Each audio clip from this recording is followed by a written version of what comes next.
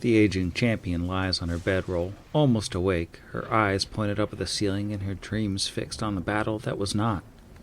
It was supposed to be the great, bloody climax of the great, bloody war, when the mightiest host Numeria had seen in at least a generation stood toe to toe with the most formidable enemy they'd ever faced, and the enemy simply laid down their arms. They'd welcomed the collected forces of Numeria as conquering heroes, as friends, and in so doing robbed them of their glory. Defeated them, really, with one singular act of treachery. How young and foolish she'd been back then. How happy! Now that she's older, and she understands, she dreams of a different day, of the battle that should have been, of riding her horse through a sea of spears and swords, swinging her axe down again and again until her armor is stained with the blood of the enemy, an honest and honorable version of the enemy that lies dead beneath the sovereign's army. That victory, that true happiness, would have survived. Everything would have been better. She would live in the Palace of Fallen Stars, still wielding her axe, still ready to fight for her country. But it wasn't worth dreaming about. She had lived her life a certain way, learned how to fight a certain kind of foe. She did not know how to stand against the one that would kill you with kind words, favors, and riches. The champion's eyes open and she lifts her head. Her axe hangs on a single nail on the wall opposite, high enough for her to see and clean. She hates looking at it, hasn't lifted it, not since she first hung it there 20 years ago, the day when she finally understood that the great unstoppable host she dedicated her youth to had been vanquished without a single drop of blood. She doesn't have to fight anymore, but she still does most every night. With her eyes closed, she imagines a different foe. This is Pod Against the Machine.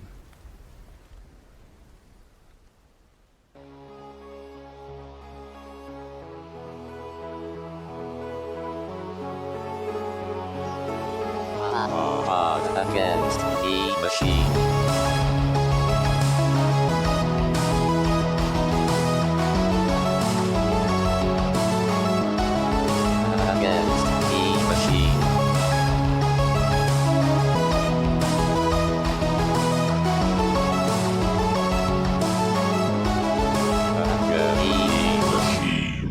Welcome back to Pod Against the Machine, the only Pathfinder actual play that finds a moment of peace in a valley full of spiders, aliens, and alien spiders. I'm your host, and here's everybody. Hello. Hello. Neither alien nor spider, but happy to be here. I waved. Hello. Xenoarachnids? Alien spiders? Sure. They're coming up. Probably. So previously on the program, the party was right in the middle of a fight with inhabited Kasathas and the things that were inhabiting them, intellect devourers. Those little brains on legs were pretty good at one thing and one thing only, and that's casting confusion. So they confused Asuma, but Alwyn calmed her down. They confused Levi, and they confused Kira, but while they were doing that, they were also getting murdered. So we ran out of inhabited Kasathas, and we ran out of brains, and we only had a confused Kira and a confused Levi, and Kira ran over to Levi and tried to chop him up with a chainsaw. But luckily, Alwyn was able to calm everybody down, and that was the end of the fight, which only left us with Asuma and her lost traveling companions from thousands of years ago. Asuma let the party know that she wanted to get the bodies out of the cave as quickly as possible and bury them up on the hilltop where the party had previously buried the star-crossed lovers. So everybody agreed to help her with that, and they brought her up onto the hill, dug some graves, buried the Kasatha, and Asuma said that she was going to stand watch from sundown to sunrise. So she stood over the graves, looking out over the valley, while the party took turns keeping watch and getting the snooze. And Brixby's watch was quiet, whereas Kira, with her ridiculous vision goggles, manage to see 6 figures in the distance closing in on the party. They appear to be uniform, they appear to be wearing cloaks, and they appear to be coming, and that's where we are now. So I think Kira's going to reach over and nudge whoever's closest to her. I don't know. Let's say Brixby. Brixby is good at thinking. I do canonically swarm when I sleep. So There you go. probably in your square already.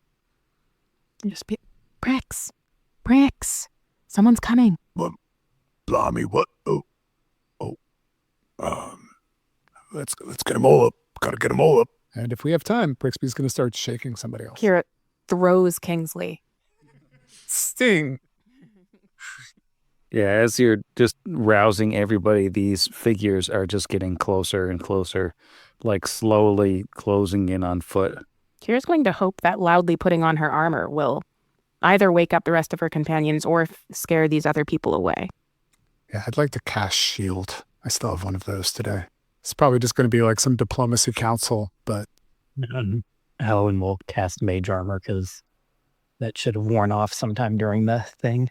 And you can see now, almost kind of barring the way out of this little outcropping of land that hangs over the valley, are 6 fairly identical looking humanoid figures who are wrapped in strange kind of grayish cloaks that the darkness kind of glints off of, and it almost looks like they're unblinking as they stand there in silence. How far away are they? Closest one's about 30 feet away at this point. Okay. And are they still moving or they've like stopped? They have stopped, at least temporarily. Okay. Roll a knowledge on these cloaked figures. do we see them enough to do that? Is that one? If you have dark vision. Yeah, I do. Goggles of night. What sort of knowledge? Do a knowledge local or a knowledge nature. Oh, not great. I rolled a 4 on my local for a 19. Rolled a 19 for a 24. Rolled a natural 18 for a 25. Pretty good. All right. So you can tell looking at these beings that something isn't right with them. Like they look like people, but at the same time, they don't really look like people. Could do like a sense motive or a perception check. Tarazi and Kira. It's a dirty 30, which is like less than Kira's bonus. Yeah, a 45 for that perception. Well, the target number was 30, so I think you both see this, that like even though they look like human faces, they're all identical and the eyes don't move, and it's actually like their faces are like solid exoskeletal plates, as those cloaks look to be insectile wings, as these are human looking, but they're bugs. So when we got those squeezy things earlier and I said, oh, hey, they're like the glands from Mimic, like they really took stuff from Mimic for this book. It's amazing. Because that's literally the bug people from Mimic. They have the fake faces and then the wings that look like clothes. Oh, man. Like, who starred in that? I feel like I should know. I don't remember. I haven't. Gerald. And I've actually read the short story more recently than that. Norman Reedus and Josh Brolin. Oh. I did not remember I was Josh Brolin in that movie at all. I almost said been a long Josh Brolin, and I thought, no, he wouldn't have been in that, but apparently he was. So can we talk to bugs or? Well, you could roll a knowledge nature, or you could try to talk to them. Oh, okay. I'm going to try a little knowledge nature on that one now that I'm like, we're just sitting here staring at them and making our thinking face. So 26 on knowledge nature. You think that you're looking at xenopterids, human-sized predatory insects with the insidious ability to mimic the form of their favorite prey, humanoids. They can be encountered nearly anywhere that food can be found. They quickly adapt their mimicry to resemble whatever humanoids are most common in that particular region, bending their wings to form cowls and cloaks, and folding their limbs to imitate humanoids' weapon and armor. Their eeriest feature is their mouth, which is a chitinous beak that, when closed, resembles a human face. Of course, Xenopterid's unsettling nature is obvious in bright lighting or from close up, but at a distance and in dim light, they can easily pass for their prey, leading them to hunt only at night. And they are closing in. Oh, what if I threw a cheeky little fireball at them? Just a cheeky little baguano after that. little guy. Just tiny little cheeky fireball, like right there. All right. I mean, it sounds like the kind of thing that would lead us to roll for initiative, but you can have a surprise fireball. I'd love a little surprise fireball. Can I have some surprise reflex saves? Surprisingly, you can. I don't have the best DC, but... All right, we're going to start. I'm going to go counterclockwise because I feel like it. So we've got a fail on the hopeful one. Nat 20 on the resolute one, which makes sense. I'm guessing the inconsiderate one also fails. So DC 19. Yeah, definitely fails then. Morbid also fails. Impatient passes. And forgetful, you said DC 19, that is also a fail. So only 2 passes. Forgot to pass his save. Okie dokie. I'm going to roll some fire damage. Hopefully it does something to you. I think my max is out at 10. It's been a while since I've... Yeah, fireball max is a 10. Oh, not terrible rolls, actually. There's no ones. So it's 47 on 10d6. Oh, dang. That is a lot. So 23 for the 2 that saved. That's so much damage to write down. Bugs. That's what Brixton says after it's done. And So everyone knows. seems like time to roll for initiative. I guess the rest of us just see these people walk up and Brixby cast a fire. He's had too many religious solicitors come to his house that he's like, oh no, they're all cloaked. All right, how about Snake Squad? Neat Tarazi has a 19 total. Neat Tarazi, 19. How about Alwyn? Ellen got a 17 on the die for a 24. Dang. You didn't say your adjective. Oh, what is my adjective? I think I'm flexible, right? Yeah, the flexible Alwyn got a 17 on the die for a 24. And how about Kira? The perky Kira got a 5 on the die for a 12. Not that perky. And Brixby. The classy Brixby rolled a real classy 17 for a 26. Well, classily enough, you get to act for a second time before anyone else in the fight. As much as I would love to hit these, I'm definitely doing another fireball, I think. So he's going to grab his, I got to make sure that I haven't used my arcane bond. Let me look real quick. I've not used my arcane bond. So he's going to grab the silver disc around his neck. He usually just says, I need you when he uses it. And then he's going to cast another fireball. So I need another round of will saves. Reflex saves. All right. We got a fail, success, fail, success. No, similar to last time. Yeah, only 2 passes. They don't have the best reflex save. Not as banging for the damage, though. That's only 32 or 16 for those who passed. All right. Making me do math late at night, which is always appreciated. All right. everybody's hurt. It's a bad situation for these bugs. But, yeah, you shouldn't surprise people in the middle of the night. On to Alwyn. Alwyn is to which one looked like it took, like, would we assume seemed like it took the least from those fireballs? Is there a way would that have been obvious, or is that too metagamey? It's probably hard to tell. I mean, I don't know that you would be able to see in a wall of fire which ones did the best Which ducking one and dodging. dodged it? Yeah. Oh, I feel like that must have ruined our night vision, right? Just like blowing up to your fire. You're all just seeing blue spots. Well, we're going back to sleep after this, so he's going to burn some fun spells.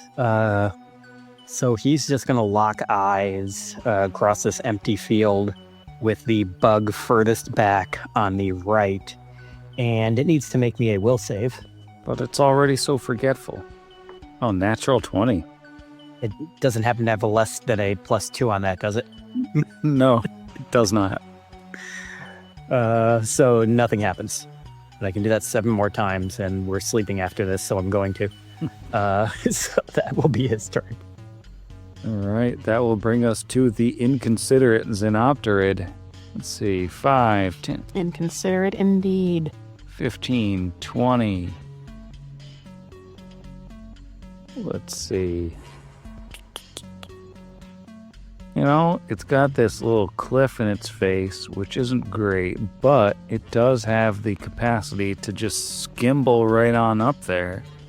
So it's And take an attack of opportunity thanks to combat reflexes. It doesn't like that. It assumes that you don't have such things. That's a 35. 35 will hit this hapless, inconsiderate Xenopterid. For 18 points of damage. It thinks that was inconsiderate. And, yeah, it's gonna bite you. Okay. It's gonna bite you with it opening up its human face to reveal giant bug mouth underneath. That is a 31 to chomp. Oh, because I'm not flat-footed, that misses the 32 AC. Oh my god. It's very bad for this particular Xenopterid. But it's Snake Squad's turn. Hooray. We're just gonna let Levi and Joy going first this time. Looking at a 33 and a 26. Yeah, those will both hit. And a 37. Franchko the bug. Yay. Bug crunch indeed. Well, I think Tarazi's gonna move out a bit. Trying to go around this cliff. Yeah, we'll move out here, and then I guess he'll just kind of move to be in front here to be available to swing at anything that comes by. All right. Well, the morbid Xenopterid will unfold its wings so that it may fly on over next to Tarazi, and then open up its human face to reveal the mouth that its human face is made of, and go for that bite. You did fly through a threatened square. Not if it flew on a diagonal over to you. That's why it flew. Fine. It will not hit with a natural 1, though. No. So it's bad for it. Now, the forgetful Xenopterid can't fly that far, and it knows that, so it's gonna run up instead. Just sort of lots of bugs around the snake. And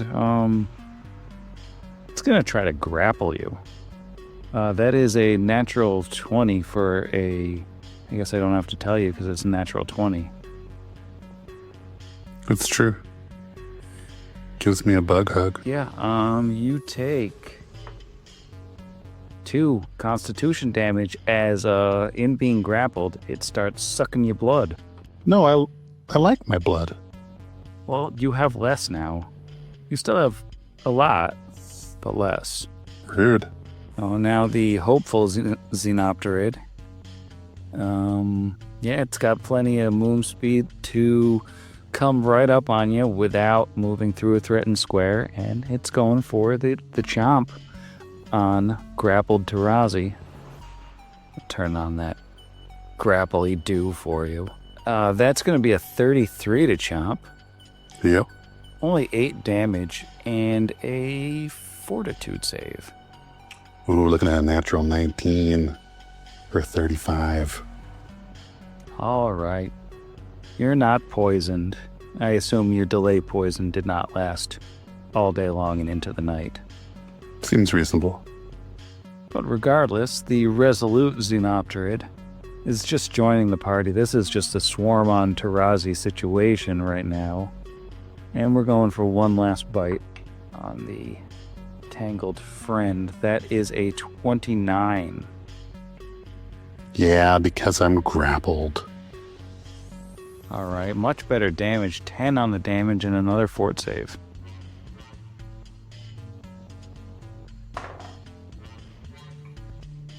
Oh no, a natural 1.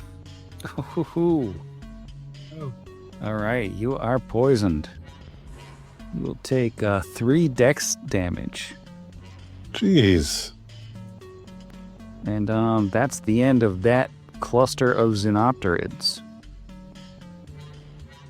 Which brings us up to Kira, who is very far away. So far away. For listeners at home, I stuck Kira at the edge of the cliff that doesn't exist, so she could look out moodily over the waves. And I regret that. So Kira's going to rage because she's upset to be far away while her friends are fighting. And then she's going to move as far as she can. With haste, Kira's enough to flank one of these little bug guys with the poisoned, grappled, weakened Tarazi and smack it with a chainsaw, or attempt to. Oh, that's mean. Well, it started it. It did. Well, Brixby started it. I mean, they approached us in the middle of the night. 27? A 27 will hit. Oh, thank God. It's just the one hit this time. And that is not a lot of damage. That's going to be 31 points of damage. All right, well, it all goes through for once. And the Hey! morbid Xenopterid's looking rather hurt. All right, that's my turn. All right. Which brings us to the impatient Xenopterid, the only one that hadn't yet acted. It's a little bit mad that it can't get the flank on Kira, so it's just gonna, on account of her being standing next to a cliff. Yeah. It's gonna just stand at the bottom of the cliff and try to bite her from down below. It's gonna bite your better ankles. Yeah. It's going for a real ankly do here. That is a 26 to bite ankle. Ankle is bit. All right. And that blur is a 38. Okay. That is 8 bite damage and a fortitude save. 8 bite. 36 on the fort save. All right, you're not poisoned. Hooray. All right. That takes us to Asuma, and Asuma, who's not currently holding any of her guns, is going to say, do you guys got this, or do you need me to jump in? And she will wait to be instructed, and it is Brixby's turn. And they respond in silence. No reason to bug yourself. Brixby moves over. Is he actually? Directly into the nest of bugs, I assume. Directly into the nest of bugs. What's wrong with me? Okay, this was willingly given in a scene that existed before where Levi was like, snaking around, and Brixby's like, hey, you dropped this. He's holding up a snake scale. And, do you mind if I keep it? And, Levi nods. And it's very cool. So he pulls out that snake scale, and then he casts Fire Snake.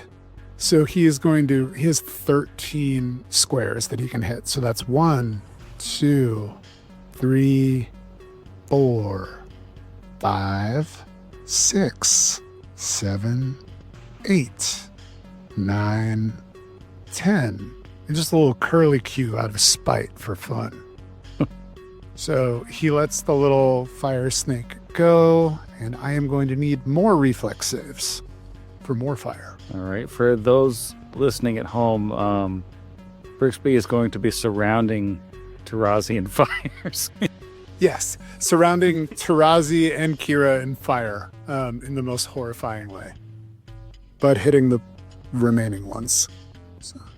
Yeah, all 6 squares around Tarazi are going to be fire. Actually, 8 squares. All right, I've got a 16, 13, 24, 25, 23. 24, 25, 23 succeed, and the other 2 fail.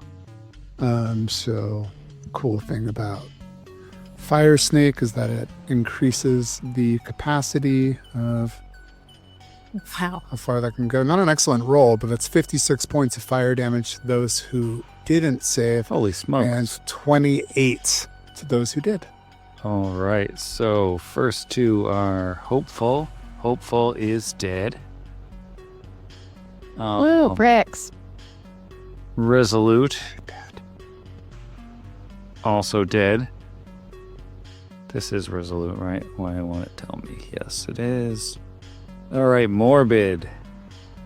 Where's Morbid? Morbid. Guess what Morbid is? Dead. Morbid. Dead? But Impatient and Forgetful are not dead. Fair. So there are some survivors. I imagine it smells like roasting chapulines or whatever those are, like the grasshoppers you eat in, like Oaxaca. It's got that nice, like, nutty smell. That's my turn. All right. Well, that's a horrifying bug inferno. Alwyn, you're up. There are far fewer bugs than before.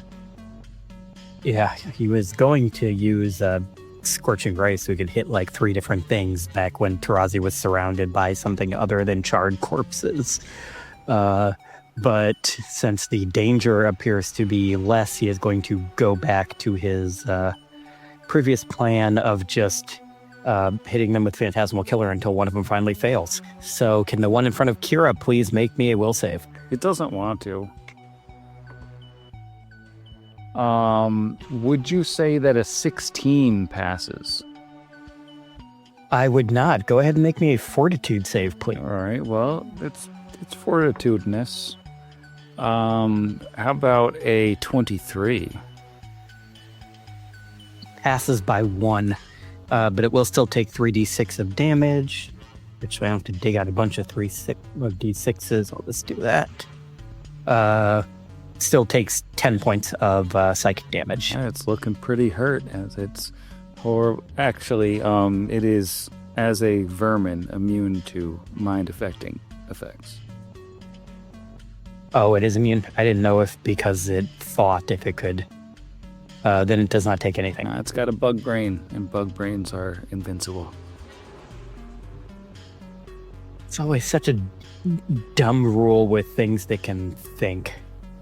That was the same thing with the Mi-Go. Or actually, to go even more recently, the creatures that are literally just a giant brain on legs, immune to mind affecting. That part. Well, it would be to whole body affecting because they're all mind. It's fair. Do they have like a smaller brain inside the brain?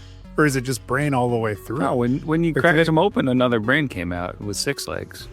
Yeah, that's fair. That is true. They all ran away. It's my familiar now. Yeah.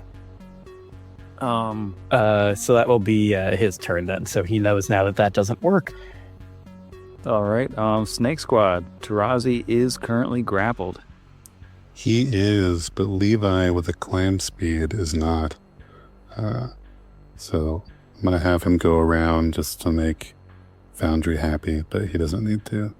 And he will take a singular chomp at the forgetful Xenopterid, who must have forgotten he was facing snakes. It's a dirty 30. Yeah, that'll hit the forgetful grappled Xenopterid. And 18 points of damage. All right, it is, basically out on its feet, but it is not down. Okay. Well, being that he's holding a one-handed weapon, Tarazi is going to slash behind him at this Xenopterid. It's a critical threat. A grappled critical threat. Oh yeah, that's a 31 to confirm. That is a confirmed grapple critical. A grappicle, you might call it. Wrapped. A critical. Looking at 46. Super dead. Yeah. Not grappled anymore. Ungrappled, unfazed, and able to take a 5-foot step in the midst of a full attack. Is this space here too cliffy? It doesn't look too cliffy. That's like cliff edgy. Okay. Because I could have swung down, I guess, from up here. Might even get the higher ground +1. Yeah. Since it did canonically bite an ankle from down there, you can totally reach it. Yeah. And the sword is quite long. Bastard.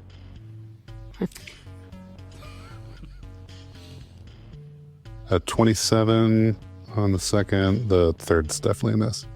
27 hits. 27 points of damage.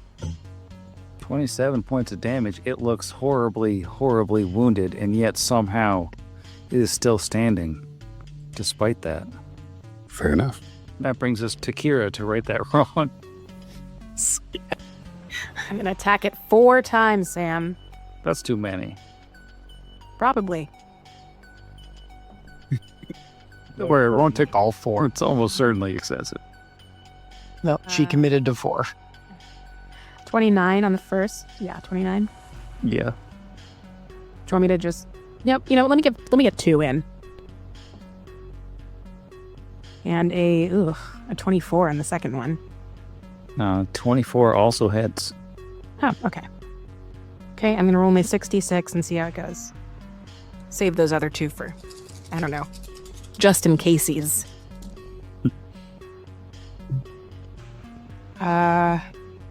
2, 4, 8, 12.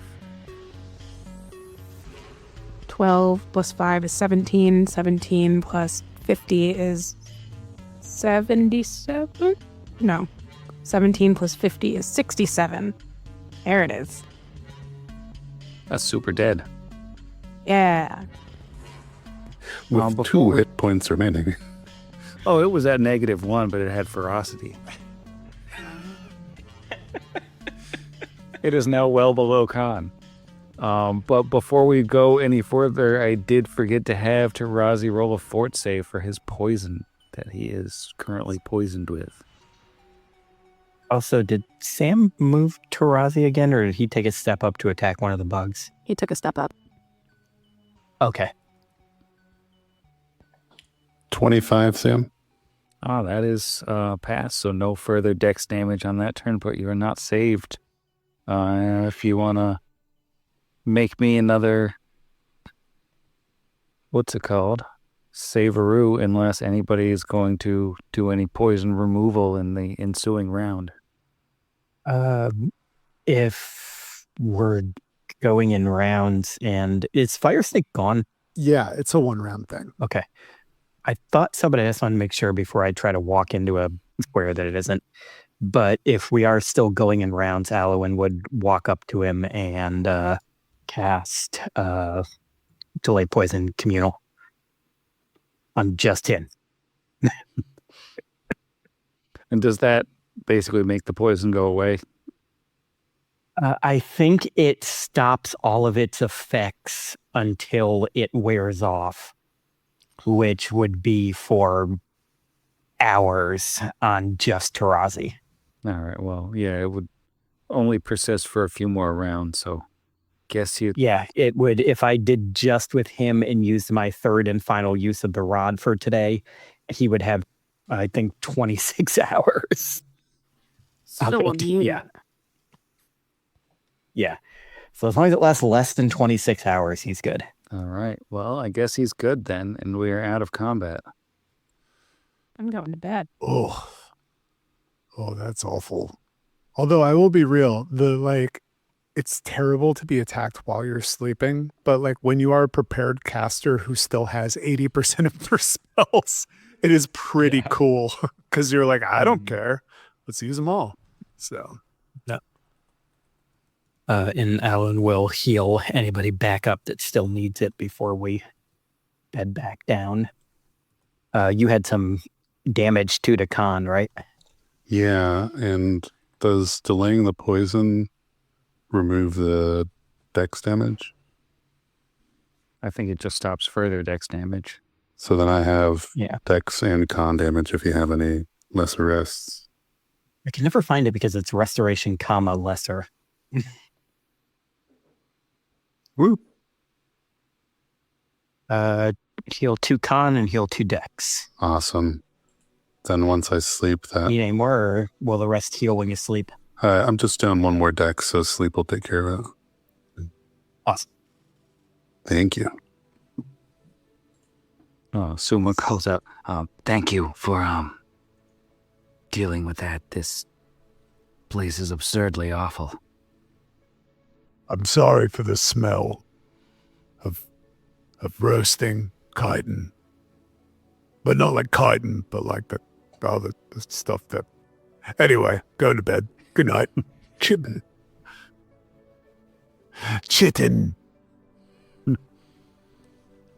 It's a chittin' little.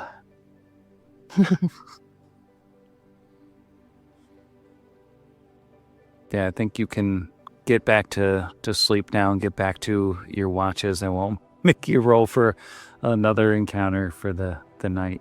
Alwyn had wanted to, and I think he's still going to think about it even with the random bug attack.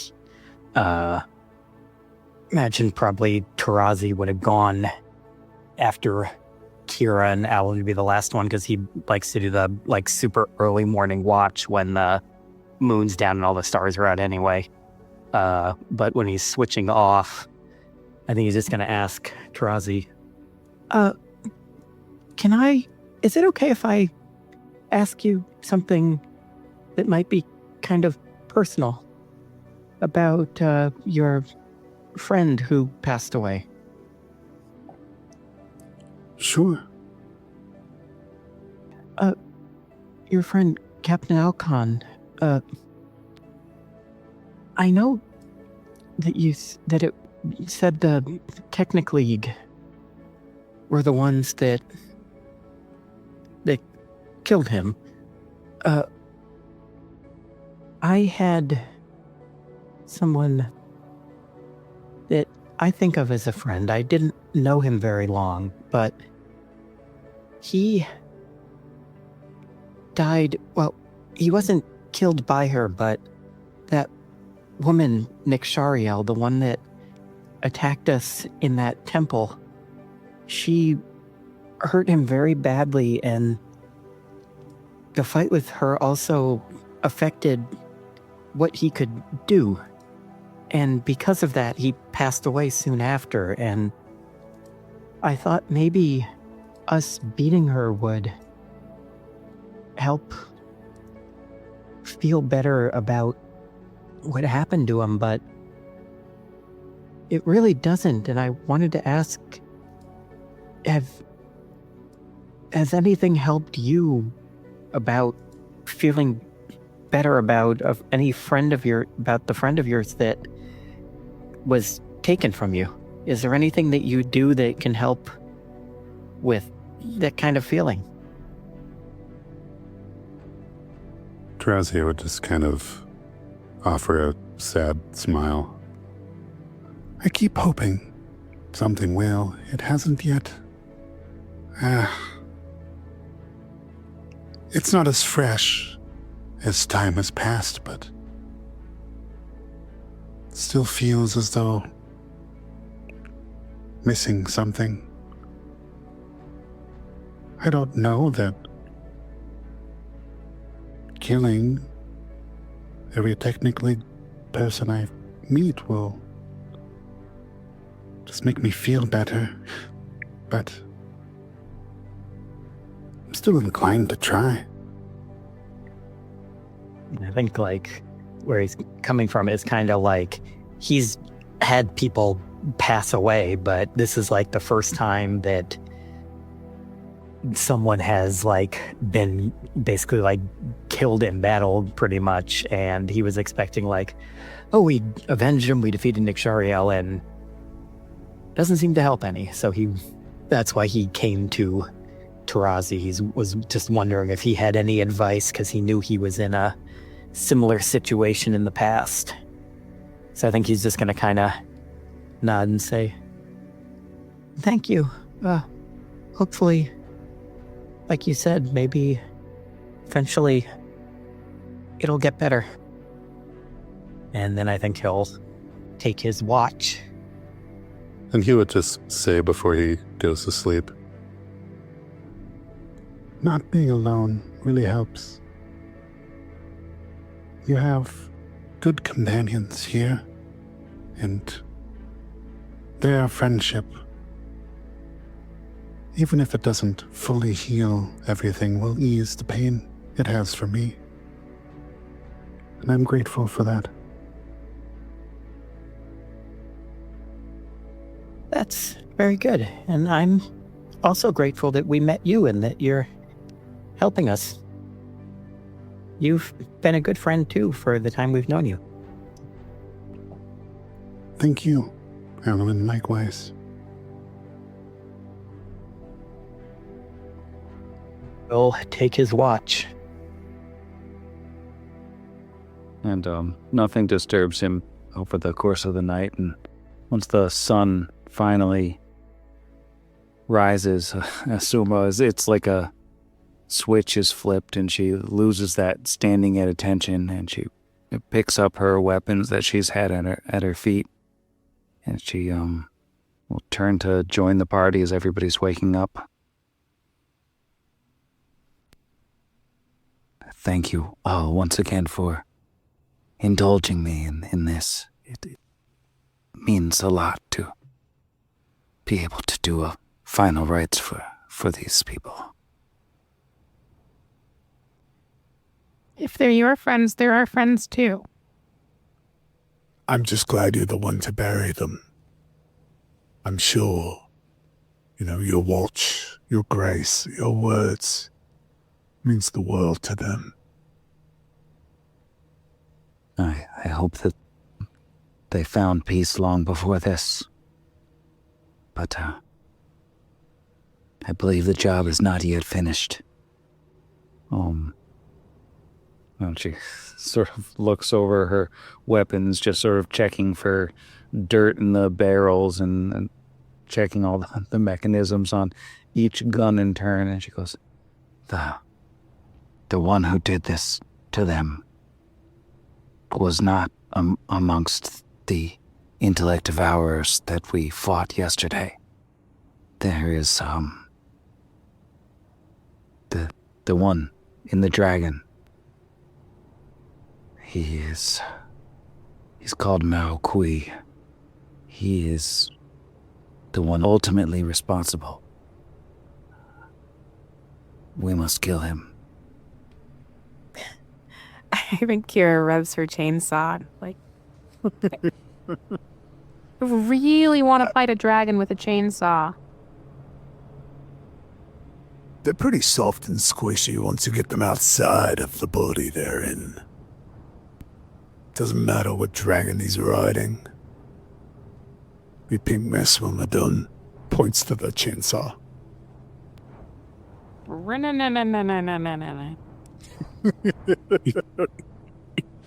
People have been waiting nearly 200 episodes for that sound. And we're going to clip it out, and we're going to use it every time now. It's going to be just like a continuous underline. Background, yeah. No. Oh my god, it just looped. It's going back into all the episodes starting in late book 2. I'm afraid this diversion has ruined our chance for a surprise. Well, I could deal with a surprise.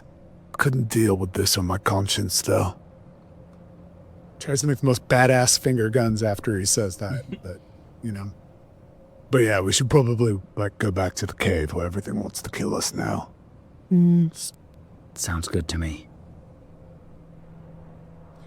But before, I gotta do my connections. And, Brixby rolls a 16 for a 22 and needed a 14 for day 3 out of 6. Oh, So we're halfway there. living on that prayer. I know.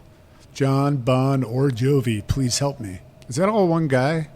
Yeah. It's not like a trio or something? Yeah. John, Bon, That's the and person's Jovi. name.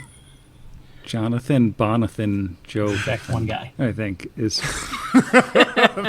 Jonathan, Bonathan, and Jovitch. I don't know why. I love Jovitch. Bonathan is so funny. Does not follow the actual rhyming scheme. Yeah. Old Jonathan, Bonathan, Jovitch. Yeah. Friends are joking, roken, token. Oh, God. Oh, wait, we already killed that thing. Yeah, you are Moment. once again back at the entrance to the Dominion Hive, where there is still a dead Annihilator robot lying there. Oh, they've been casting Greater Make Whole on it the whole time. I know, we gotta been fight watched. it not broken.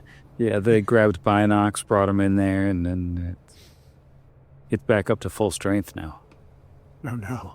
I think Jonathan Bonathan What is about the- really funny.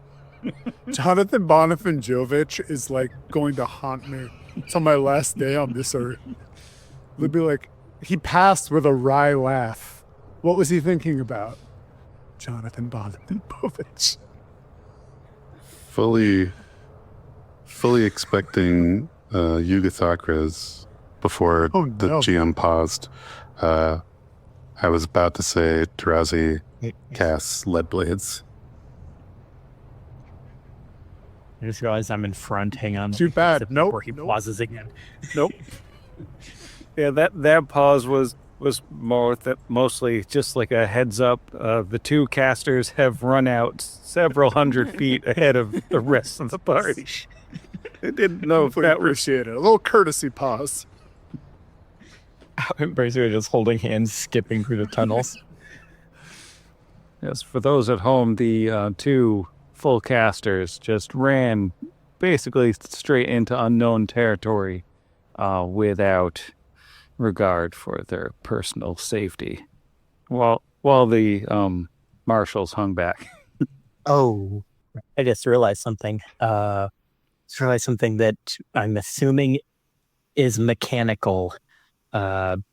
We don't have any of those balls to squeeze on us today. Is that going to mess with something with those little jellyfish things? The jellyfish are not swarming you today as you come in and go through. Okay, they're not attacking us or something because we smell bad. No, they're kind of just That's what I was worried. they're floating around ambiently, filling the space in the room, and they seem to be basically ignoring you. But they're a little bit more annoying because they're freaking everywhere instead of manageably coating your body and arms and everything. I was worried the thing was going to be that if we didn't have the smell on us, they attacked us the whole time we were in here or something. Let me get back to the description of this room that you were in for multiple weeks. This long room consists of 3 octagonal chambers connected by a 15-foot wide tube.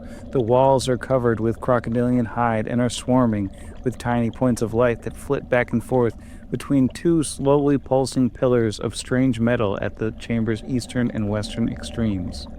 Dozens of pale green spheres sit within these pillars, each containing bubbling pale green fluid in which bobs a humanoid brain. When the points of light touch the pillar, their color grows brighter, and then that point of light flies back to the walls and the color dims once again. Can we roll knowledge pillar? I would take either a dungeon hero or maybe a dark tapestry lore. to not have the latter, but I do have the former. But not great. That's a 21. Yeah, I don't think Brixby can tell what's going on here. What about 10 total? Is Tarazi absolutely certain? Tarazi is pretty sure that these are some form of entertainment. Maybe like the Nathalgu stare at them and just sort of watch the dots go back and forth and just have a grand old time. He keeps that to himself in case he's bored later. Doesn't want to share. Not killing these knowledge rolls this ep. Right, well, that's a brain pillar. What else is in here? Looks like another one down there. I'm concerned that there might be more creatures. Perhaps we should rush headlong there, Kira. Good work. That's what I was trying to Waiting for say. you guys. Quick, put the casters first. Just make sure you hide behind the smallest people possible. Yeah. As is tradition.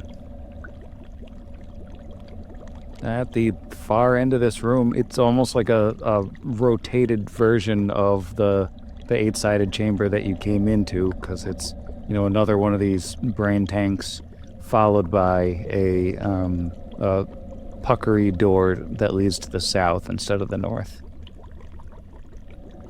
Well, do we want to go to the southern pucker? Or go back up to the hallway and go to the western pucker? Let's finish these puckers. Alan was actually going to say the opposite, just because I was worried about having a door behind us that we haven't checked. It's a fight. That's it. All right. Rounds of martial combat. Figure out which way do we go. All right. We're taking bets. I'll give you really good odds on Alwyn. He just immediately collapses. Slicker takes a step towards him and he knocked out. Well, there is a door down here. If you'd like to look at it with your good looking. I would love to. Get that filthy 50. 11 plus 31 for... Just add 1 to both of the numbers. 42. With a 42, it doesn't appear to be trapped. Just seems like your normal valvey door. All right. I punch Pucker Carlson in the face to open it. Wow. Jeff is shocked. Oh no, not Pucker. No, it's more... We don't know what's on the other side of that pucker. We just talked about squishy people being in front, and they're like, here I am, the minion. I'm opening the Pucker. Rock you like a hurricane. We weren't, Everyone should get a joking chance to about open the casters pucker. being in front. Oh God. Oh, no. Oh no. This is the worst time to be in front. Why? Oh no. So as the puckery flesh door falls away under Brixby's relentless assault, at first you just see little glimpses of this thing, but like as the flesh falls away, you see more and more of a being that appears to be cobbled together from odds and ends, bits of different corpses, all like sutured together and animated by some monstrous, obscene force. This thing stands at least 8 feet tall, as it has the legs of spiders. It has more legs of spiders coming out of its shoulders, and it has a humanoid head, which appears to be the sort of centerpiece of the creature, but the back of the head is completely gone and replaced with a throbbing, gray, shining spheroid creature with tendrils hanging off the back of it that, looks a little bit familiar. As the wall comes down, this creature says, Big stuff. Long time no see. Where's Vargas? Where's Asher? What? And in case that's not clear, it's looking at Kira. Yeah, no, Kira says, what? That's it. I lost track of you back at the wreck, but been wondering when you guys were gonna come get me. I see you got some new buddies. Where's the rest of the team? Pick the wrong person to ask. I don't know who this is. They're not. Who are you? Why, it's your old pal Brixby, of course. No. Oh no. You're not Brixby. Of course I am. Who else would I be? I'm not sure, but, stop being scary or we're gonna have a problem. I see what it is. You've been traveling around with this imposter. And he points a spidery hand at Brixby. It's old Fof. He's gotten into your head. He's turned you against me. It's your old pal Brix. Big stuff. Don't you recognize me? I sure don't. What? And I think Kira looks at Brixby and is like, you're not. What's happening? No, it's the thing from my head. It's the thing from my head. Oh, it's a head thing. Brixby stumbles back a step if he's allowed while screaming, "It's the thing from my head." It's the... Yeah, it's the eye guy thing. from the satellite dish, right? That I remember that. had Brixby's The root eye. chalic? It's in my brain. What? Yeah. Wait, what was it? Root Oh, chalic? yeah, the Ruchalic. That's what it was. The Ruchalic. Yeah, I the met- Ruchalic, if you remember, 1,000 years ago, or approximately a month ago in game time, an alien creature called a Ruchalic got into Brixby's head and stole his memories, sending them somewhere. I think you may have just found them. Should we roll for initiative? If you want. Oh, when the combat starts, how will we know which one is the real Brixby?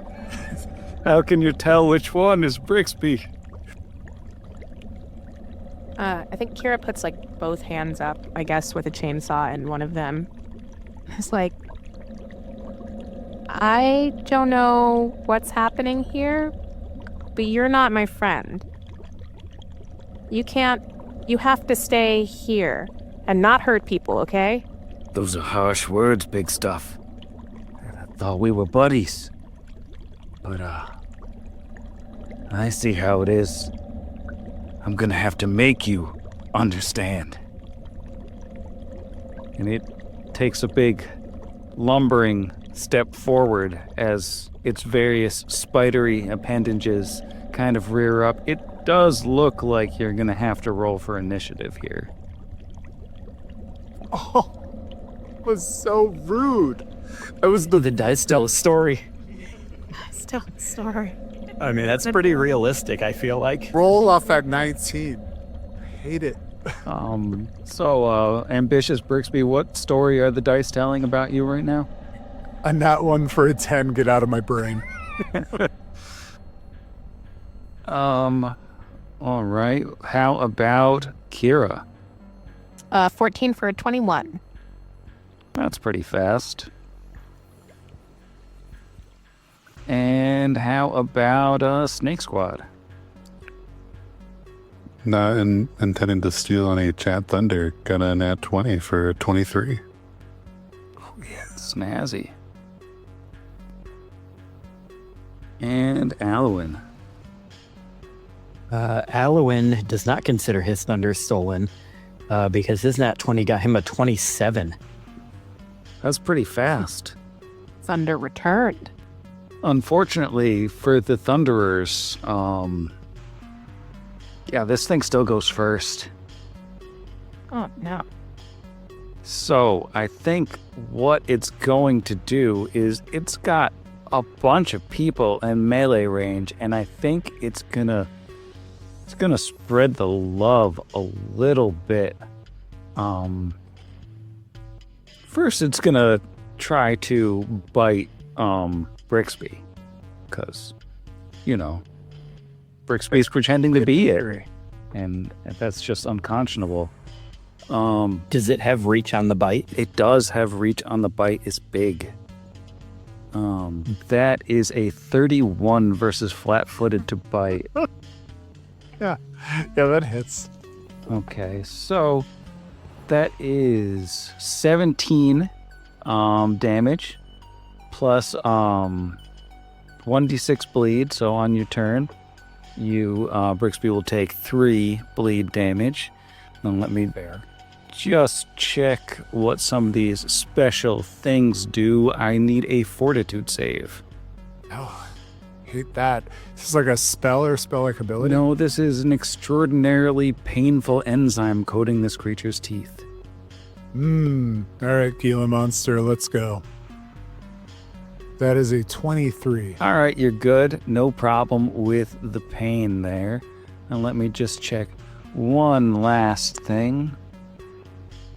Would help if I wrote down this creature's HP in my old HP tracker. All right. Now it's going to do some clawing. And I think since it was looking at Kira, Kira's going to get the claws.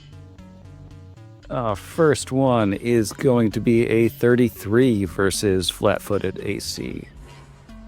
Yeah, I mean, if it's flat-footed, I guess that'll get it.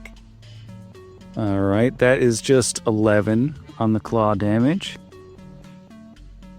But if we do a second claw for a 31, Okay. Also good. 13 claw damage, and just a little rend damage from the 2 claws. Quick rend. 22 rend damage after you get hit with both claws. And then the creature's done. So Good. it's just a little bit. Actually, wait a second. I forgot that it could do this. It's going to roll. It doesn't have to roll to cast defensively on a quicken spell, does it? Yeah, there are 4 of it now. I'm sorry, what? It appears to have cast mirror image, and now there are 3 images and the creature. Dang it. Almost forgot to do that. Alwyn, you're up. Alwyn is... You know what? Doesn't matter how many of them there are if I do this. I want that thing to make me a reflex save, please. All right. It'll make you a reflex save. It has so many limbs, you would think it'd be good at this. 21? Passes by 1. A pit is created underneath it, and because it passes, it does not fall in the pit, but it needs to move into an unoccupied square, which in its case I believe would be back. He would actually put that 1 further back so that Kira and... oh, actually, no, because otherwise he wouldn't have been in it.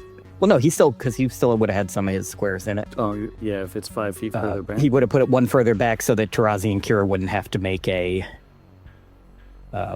save. All right. Yeah. And that will be his turn. So it is now on the other side of a pit from us. All right, Snake Squad, there's a big old thing that thinks it's Brixby and just impeccably impersonated his voice, accent and all, but it's on the other side of a pit. It was uncanny. Sure looks like the hallway can be traversed on the right-hand side to skirt around said pit. Yeah, just sort of scooting along the scaly walls. Yeah. 15, 20, 25. So it's going to provoke, but Taras is going to get down there and still leave a space open for his other melee companion. 32 on the chomp. Yep, you got me. Okay, that is 14 damage, 2 bleed, and fortitude save. Natural 3 for a 19. Ooh. So you are in terrible, terrible pain. And as a result, Tarazi is taking a -2 penalty on attack rolls, ability checks, and skill checks for the next 2 rounds. Neat. What kind of knowledge on this now that I'm up in its face? Definitely a dungeoneering. Does it seem like an aberration? This might be the most aberrant thing you've ever seen. Cool. That's helpful because that'll cancel out the +2 I'd get on the attack. That's the sound of a nat 1 going in the dice jail. Moving along from the knowledge, we're going to swing the null blade at fake Brixby. That is a 33. Yep, 33 will hit fake Brixby. So you admit it. That is 22 points of null bladage. All right. And then he's boneless. He's goopy. Does this thing have combat reflexes? That would be poopy. Correct die. Only a 19 on the bite. Oh, so yes, it does, but it misses. And then Levi, who used all 40 feet of his movement to get south of the creature, will then take an attempted bite out of crime. It's a crime to impersonate Brixby. True. It's a 32. 32 bites. 17. And can I grapple this horrifying aberration? You're welcome to try. It's a nat 20, Sam. Oh, dang. You're welcome to succeed. Thank you. Oh, you know what? Extra damage. I probably have to roll mirror image Oh, yeah. on all of that. I just realized that. Keep myself honest. I've never had a mirror image before, so it's weird. Okay. So those, we'll start with Tarazi's hit. Hits the imposter on a 4. That's a 3. Pop an image. And then we'll see if the hit goes off, which would then mean the grab because it's on the attack. So I'll roll a d6, 5 or 6. Levi hits the imposter. That's a 4. Down to 1 mirror image. Levi felt so confident he grappled this thing, and then he pulls his head back and it's empty. His mouth and his mind. And that'll be the end of Snake Squad's turn. All right. Kira. Kira is going to sidle through the groupy doorway, or what remains of it, and stand next to her good friend Tarazi. She's also going to rage. So say 19 bite you. Sure does. Let me check the blur on account of your raging now. I am raging. 88. That's pretty good. Is your armor on? Yeah, I'm not sure. Yeah, 19 it feels like even raging a 19 Wait, I thought you seems... said a 19? Yeah. Oh, did I just say yes automatically? I might have just said yes automatically. Yeah, I was gonna say that seems very low. All right. Maybe I was looking at the wrong number. My bad. No, that doesn't hit. All right. Well, Yeah, it that was doesn't how many bite you. hits that I've given myself before by not looking at the number. Cool. Okay. I'm gonna hit it with the chainsaw, Sam. I mean, Ooh, maybe I won't hit it with a chainsaw. That's 27. 27 hits. Oh, cool. I will hit with a chainsaw. Mirror image. Yeah, it's that one left. Okay, hang on. Let me do that Coin first. flip. It's like, let me produce a coin, but I don't have one. So I'm gonna roll a d4. I would just say roll a die and do evens and odds. Yeah. No, I will roll a d6 then because it's closer. Before I look at it, evens, mirror image, odds, not mirror image. It is a 4. Pop mirror image. No more images. That's my turn. Also, I hate to do this, but I'm next at to the end of hole. your turn, because you are standing next to the hole, you got to roll a reflex save. Yeah. You just got to beat a 20. It's a level 1 spell. We'll see. Or level 2 spell, rather. Oh, okay. She's fine. Okay, good. Yeah, we're all gonna 5-foot scooch next turn. It was just the limitations of our movement.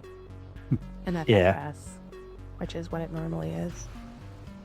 All right. Asuma is going to walk around the tank down into a spot next to Alwyn so she can get a clear shot on this thing and fire a laser pistol at it because she doesn't like the cut of its jib.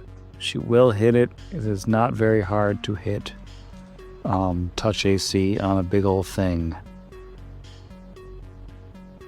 All right.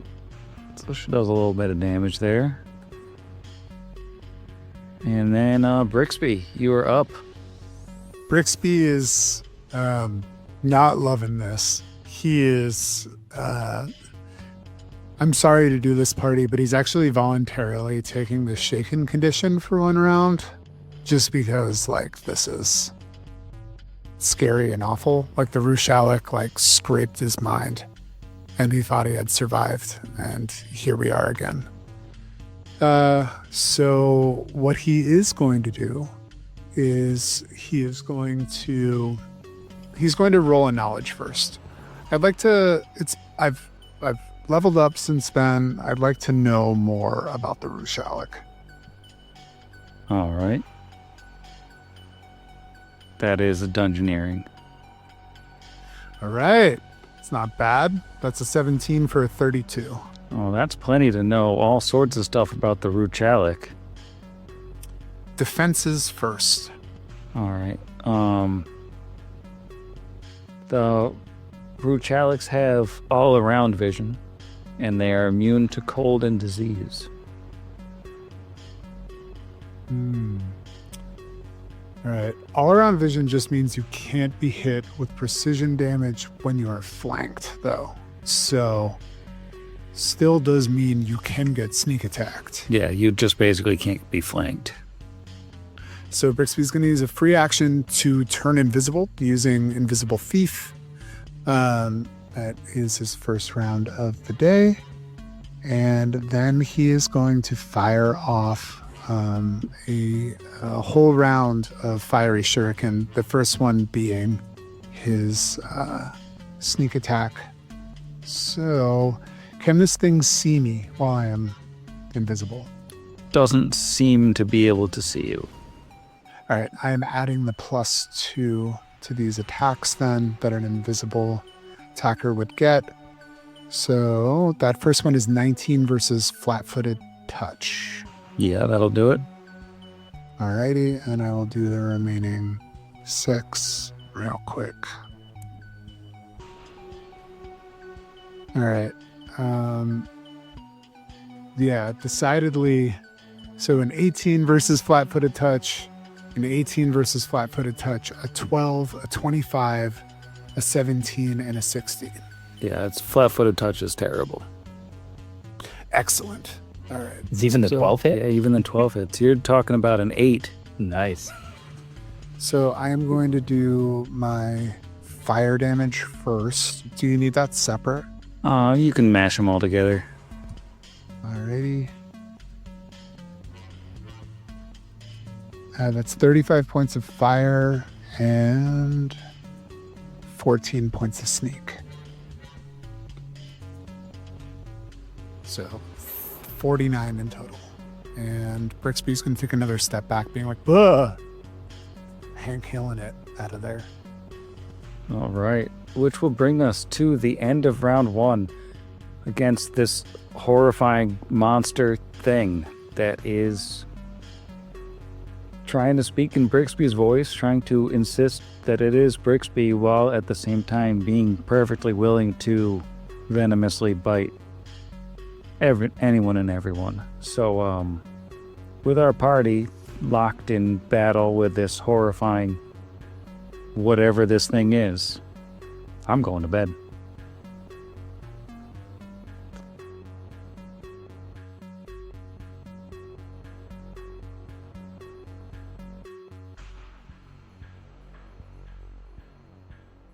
Good night, Sam. Good night, real Brixby. Good night, Sam.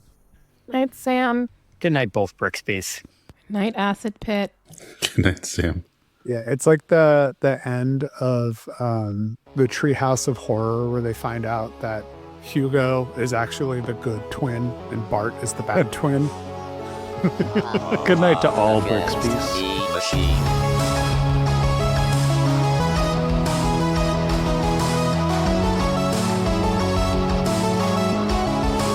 Against the machine.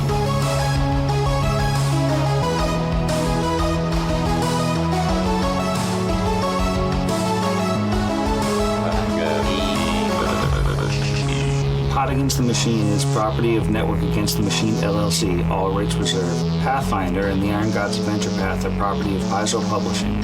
See their website for more details. Theme Against the Machine was written and performed by our own Zach. See the show notes for additional music and sound licensing. If you enjoyed the show, we encourage you to leave us a review.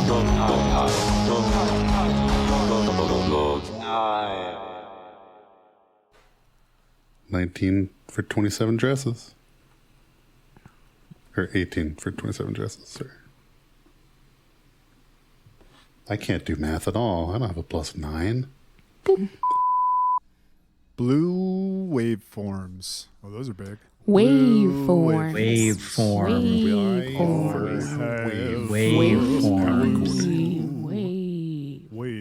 Wyvern The waveforms. waveforms are bluey.